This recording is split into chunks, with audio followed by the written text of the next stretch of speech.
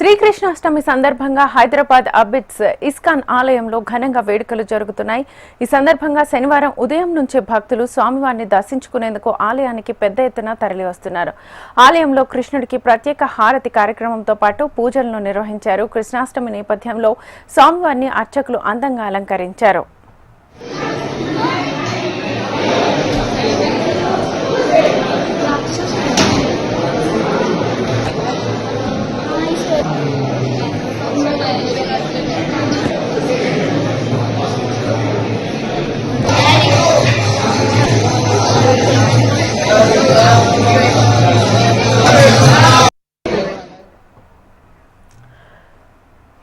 శ్రీకృష్ణ జన్మాష్టమి సందర్భంగా హైదరాబాద్లోని పలు దేవాలయాలు భక్తులతో నిండిపోయాయి.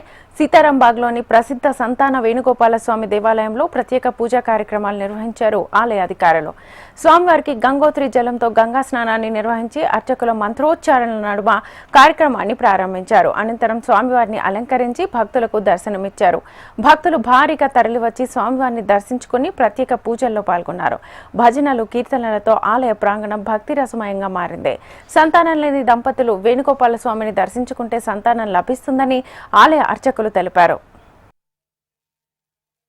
అనంతరం స్వామివారికి విశేషముగా సుగంధ ద్రవ్యాలతో అభిషేకము చేసుకున్న తర్వాత మూలమంత్ర మాలామంత్ర హోమములు, మహాపూర్ణాహుతి కార్యక్రమము మరియు సంతాన వేణుగోపాల స్వామి ఇక్కడ చాలా ప్రసిద్ధి అయిన మన సీతారాంబాగులో వేయించేసి ఉన్న కృష్ణ పరమాత్ముడు అన్నమాట.